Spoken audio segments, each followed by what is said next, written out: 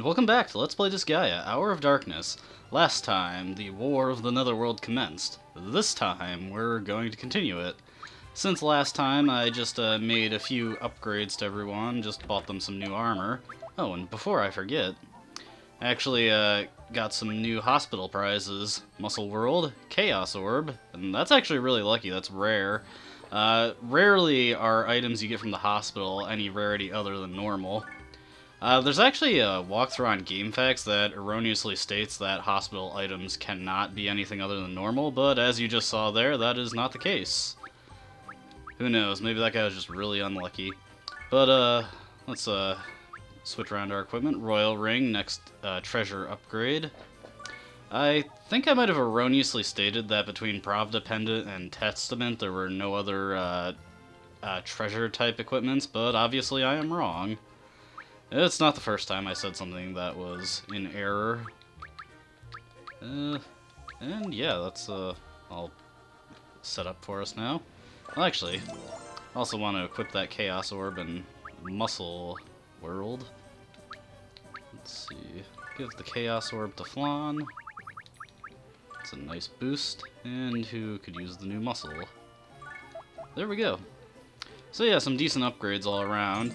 I was going to upgrade everyone's weapons, but the weapons that I can buy are actually not that much stronger than what I have right now, so I decided to skip out on it. Let's head to Star Cluster and get my rambling over with.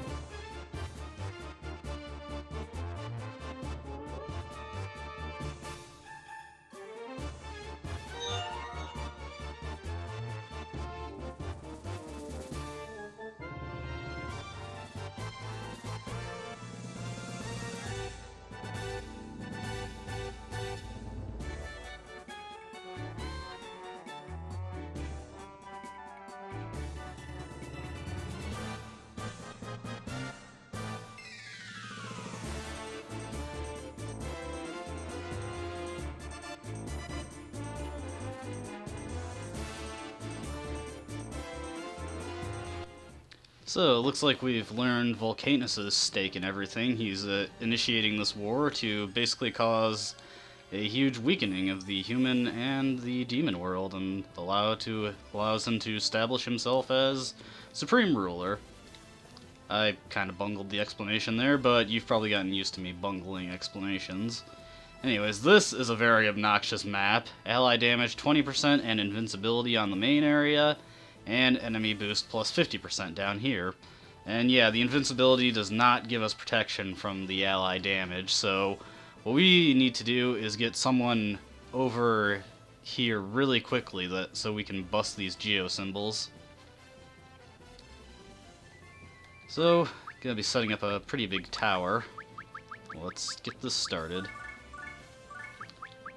So once again, I've had a pretty bad schedule slip in getting this all taken care of, and I really apologize for that to anyone who was watching this and waiting. I was really busy with my job, worked pretty much every day of the week, and for hours that just left me feeling tired and not up to recording. But I'm gonna try and get around that and actually record anyways, even if I don't feel like it, just because. I mean, if I put it off for too long, just like my older Let's Plays, I'm just gonna forget about them eventually. So, even if I'm not, like, playing at what I feel is my best, if I'm playing at all, eventually, you know, I'll get back into the swing of things and, you know, produce better content as time goes on. So, this is the invincibility panel. Let's take this out. Ooh. That's okay. What I can do is, take this, toss it onto this guy, and that'll bust it. And I would have liked to have taken out that ally damage 20%, but it's not a huge issue. With that taken care of, we can start working on these guys. fire is looking like a pretty appealing option there.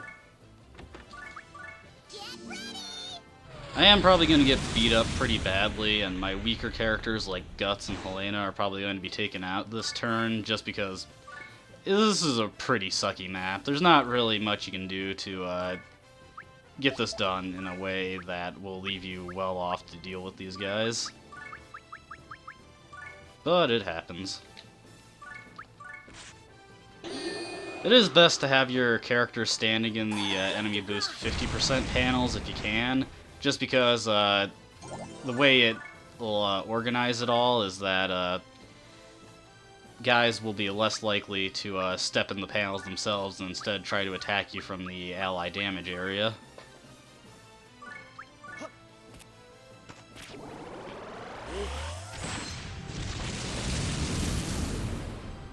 I haven't been using Lucille too much. It's just because the maps so far have been pretty inconvenient for trying to deploy her to do anything. But eventually I'll have more use for her.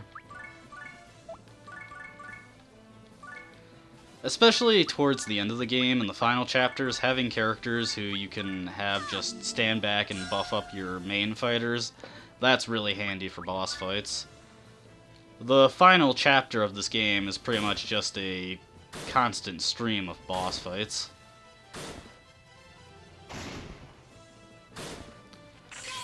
Laharl was actually one of the only people I got a new weapon for. That was because his weapon was fairly underpowered in comparison to what I had been picking up.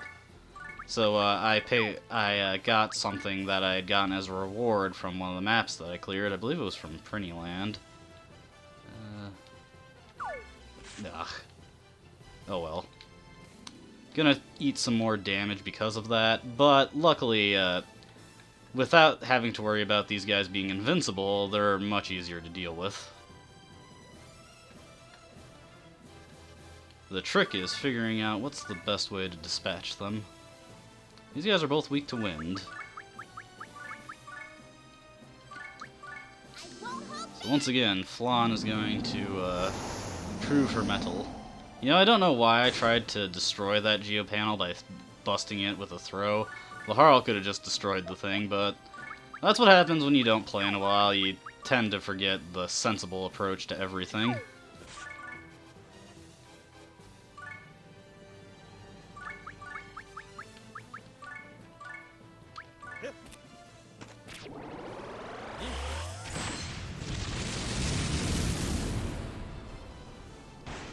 On the plus side, having Flan in your party gives you very reliable healing, because Power of Love is just such a useful attack. Well, it's not really an attack, but, you know, a spell. It's just very handy to have.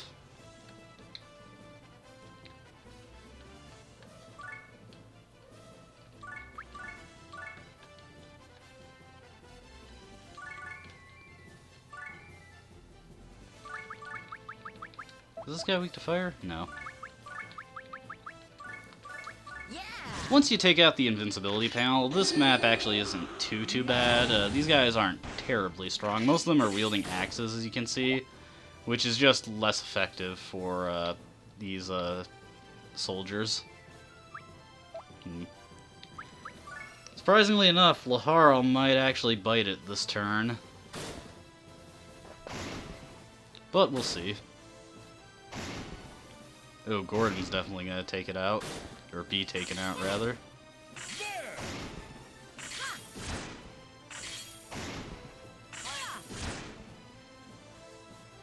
Okay, so Laharl survived. Oh man. Well, I'm just gonna take this thing out.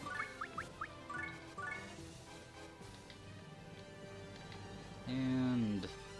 oh, one thing I should mention is that if you're not paying too much attention and you destroy that enemy boost panel that's on the green area, then that can actually make the map unwinnable if you're not aware of the ability to throw geo symbols into guys to bust them. That was actually something that happened to me the first time I played this game, where I saw the enemy boost plus 50% effect, and I thought, oh, I better go take that out or else it'll be really nasty, and then I made all the enemies invincible while damaging myself 20% every turn. And I was pretty upset with myself that I did that. At the time, I wasn't aware that you could destroy geosymbols just by throwing them into people, because it's not exactly an intuitive mechanic, and in future games it was actually removed as a thing you could do. Which, honestly, I think is kind of lame.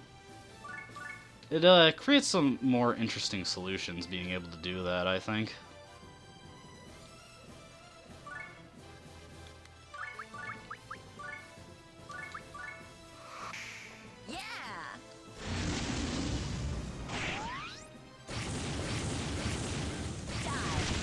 So now that's September, Disgaea 5, you know, mixing up my D's and my S's, is only a month away. I'm looking forward to it.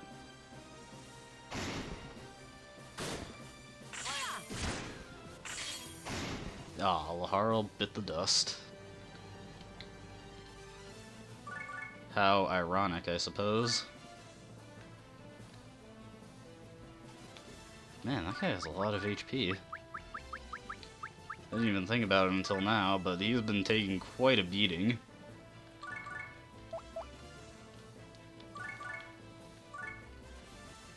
Let's see, this guy's weak to ice. This guy's weak to ice. Very nice. And, yep. Drop dead. Been a while since I used Prinny Raid. Probably won't kill this guy, but just get him the damage where I can.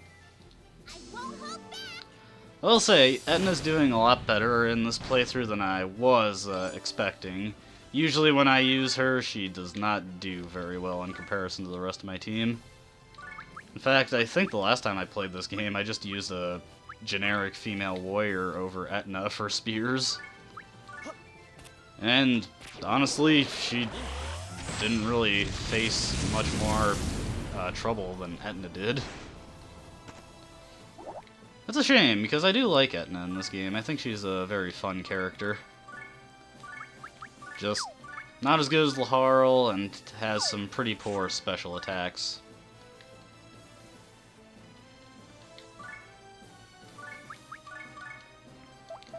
And unfortunately, Disgaea 2 didn't really balance the main characters at all. But that's a bridge we'll cross when we get to it. Looks like it's just these two guys left. Etna might go out here. Oh no, cool. And that's one of the few times where Etna's lack of counters actually came in handy, because she didn't counter and then get countered in turn. And let's see. Oh, this is another relatively strong guy.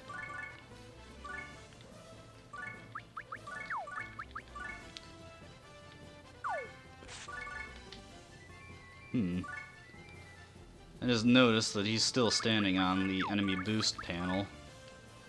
So this probably will not kill him, but it'll leave him hurting, and when he steps off of it, that'll set him up for some destruction.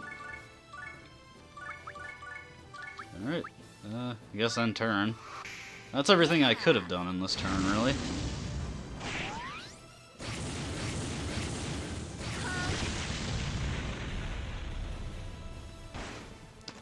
But yeah, I'm pretty hopeful for Disgaea 5. I'm hoping that its story is better than Disgaea games have had in recent years.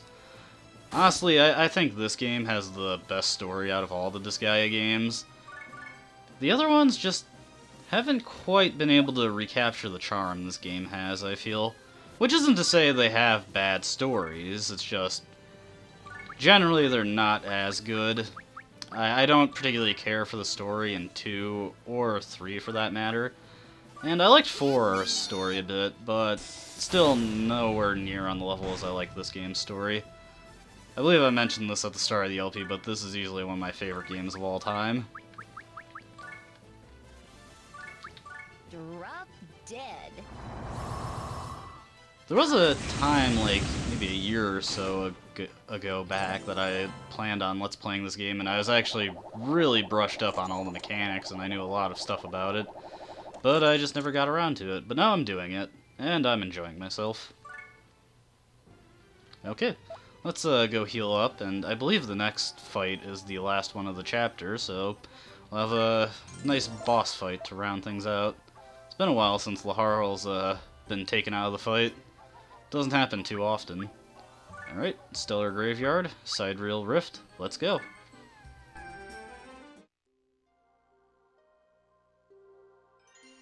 Miss Jennifer has been really depressed lately. I wonder whose fault that is. Don't look at me like that. You should apologize. Yeah?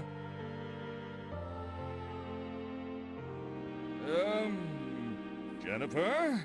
Well, you see... It's all my fault. What? I could have stopped them, but I didn't. I knew what was happening, but I kept denying it.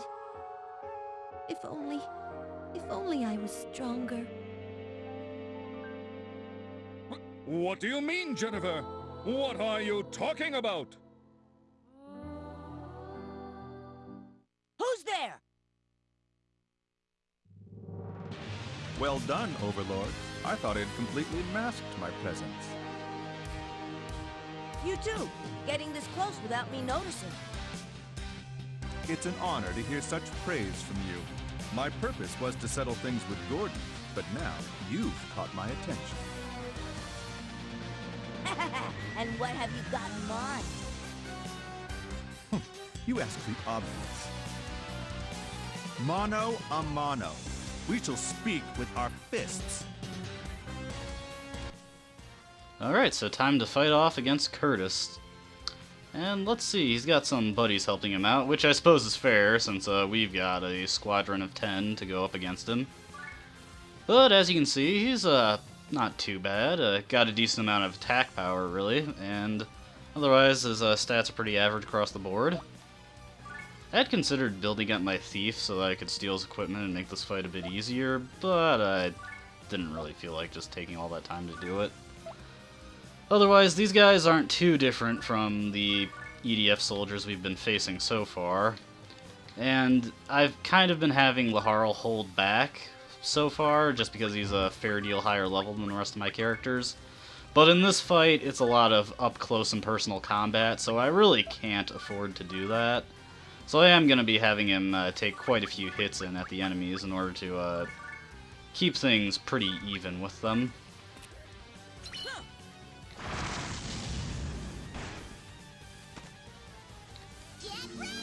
We'll just take out this guy and try to let them come to us so that they'll group up a bit and give us an easier time hitting them. And as I've been saying, use Lucille more, so I'll have her shield up Laharl. And just in case, I'm not really checking out what these guys are capable of, so just so I don't get blindsided, I'll just have them be on the field for now. As you can see, Curtis is holding back for the time being, and that's something bosses tend to do, so whatever. These guys are weak to... well, one of them's weak to ice, the other's wind. I'll use Giga Ice.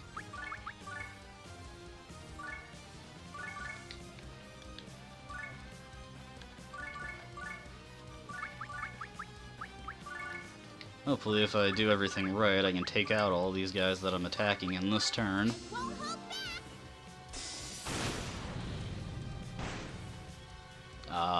Looks like half damage was in play there. Oh well, it happens. I actually haven't been running afoul of that bug too much, just due to luck more than anything. I haven't really been paying attention to the enemy's stats until after I've bothered attacking them in a lot of cases. It is a pretty obnoxious bug, but it still doesn't majorly hurt the effectiveness of your characters. Like, I've still been using Flan a ton, just because that elemental coverage just helps out so much.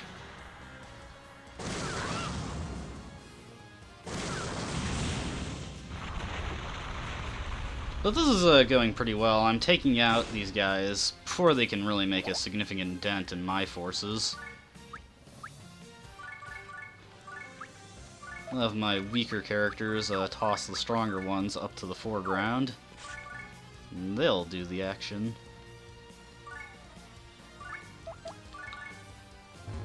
Violent Storm probably can take this guy out.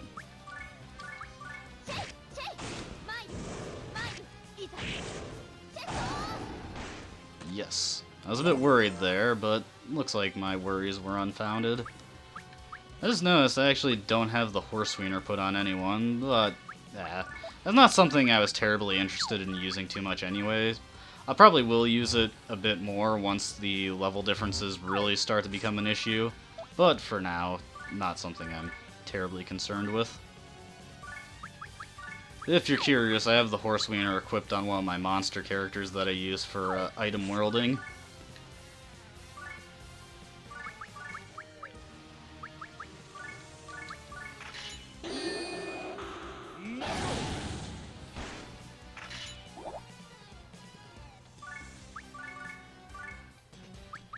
I should probably use axe skills with Gordon a bit more, because I think Violent Storm is stronger than Gordon Punch. But just because I've got Fu doing all my axe needs, I think just to keep a bit more character diversity going on here, I'm not going to have him overuse his, or have him use axe skills too much. If I can get these guys hit with Deprave, that'll help a little bit. As you can see there, though, Laharl has also been hit with Deprave, so... Oh, nice. This should balance out everything.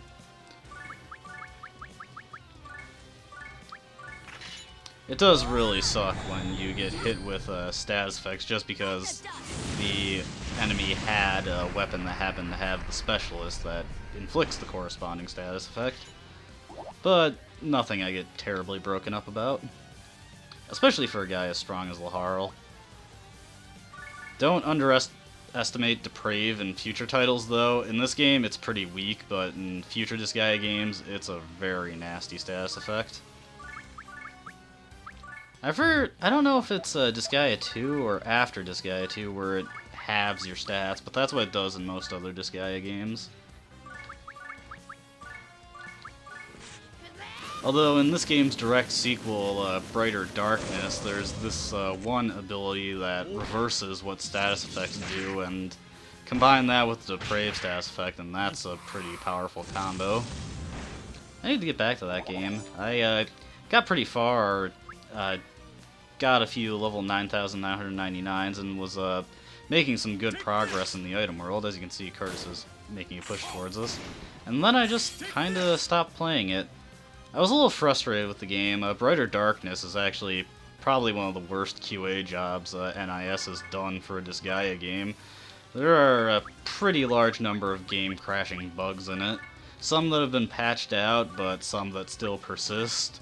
The most annoying one is that fire spells, whether the animations are on or off, can crash the game. And to this day, they can still crash the game. It doesn't happen very often, like, I'd say 1 out of every 500 fire spells you use will cause a crash. But you use a lot of fire spells, especially for the grinding map where the enemies are weak to fire, so you're bound to see the crash happen at some point. And it's just overall pretty upsetting that an entire school of magic is basically sectioned off from you because of a game-crashing bug. If you're not feeling confident with your luck, you don't really want to press it. And it did happen to me at a very inconvenient time once, where I was like 30 floors into an item world and I hadn't saved. Yeah, that made me pretty angry.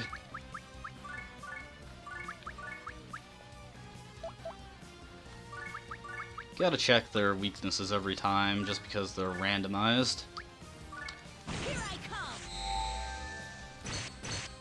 In most other Disgaea games, not 2, because 2 has some rather silly things in it, but in most other Disgaea games, enemies will have set resistances unless it's in the item world. But in this game, all the resistances are randomized, or set based on the area you're in.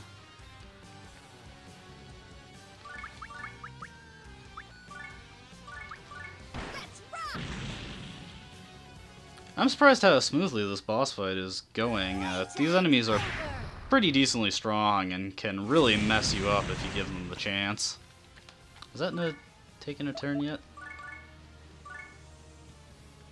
Let's see, I can hit this guy with Poison Arrow, and then follow it up with a stronger skill.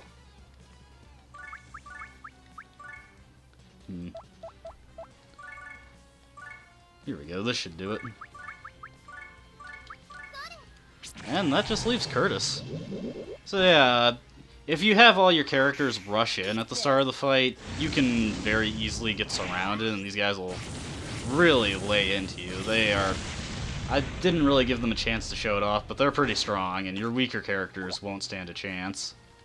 But if you just play a little cautiously, it all goes pretty smoothly. There!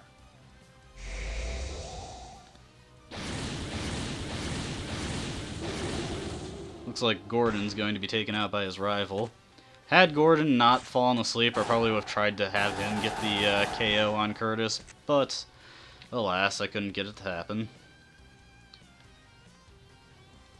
But with that all out of the way, Violent Storm followed by Night Sever should take him out.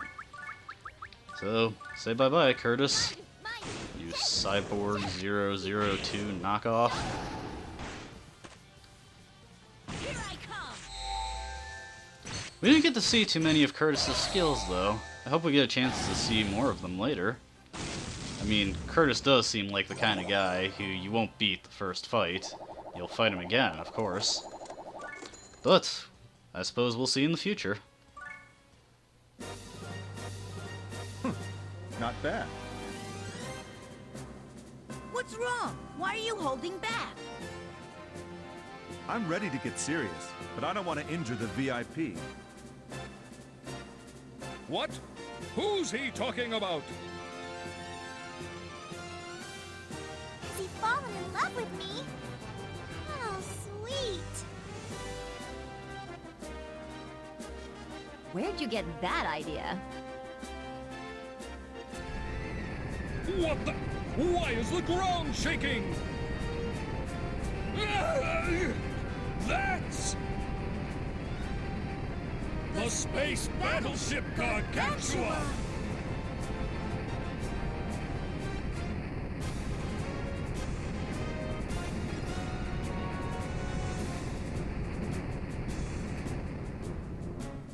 We will now begin a full-scale attack with over 2 million battleships.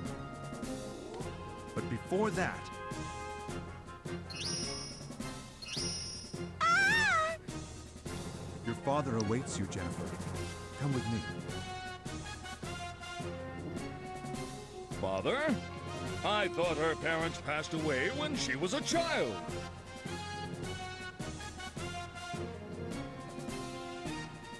What? You didn't know?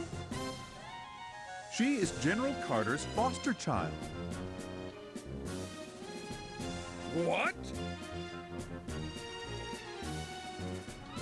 I'm sorry, Gordon.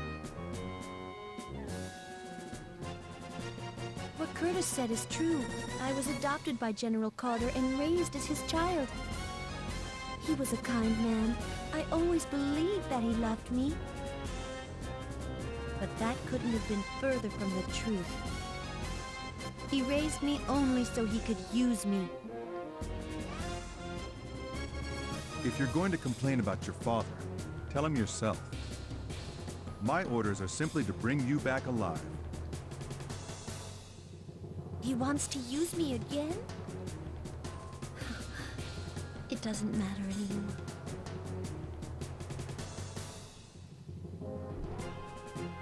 Wait! Jennifer, don't go! You're the assistant of Captain Gordon, Defender of Earth, remember? Have you forgotten our sworn duty?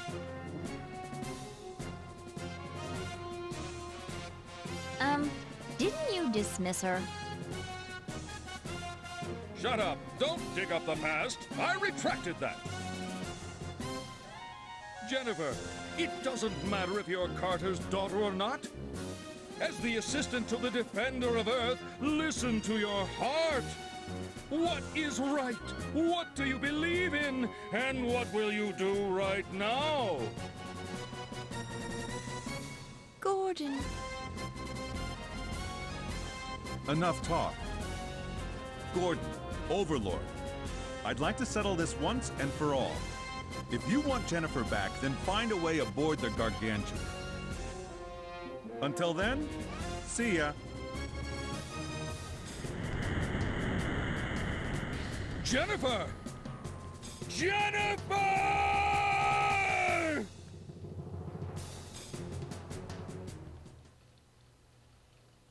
To be continued.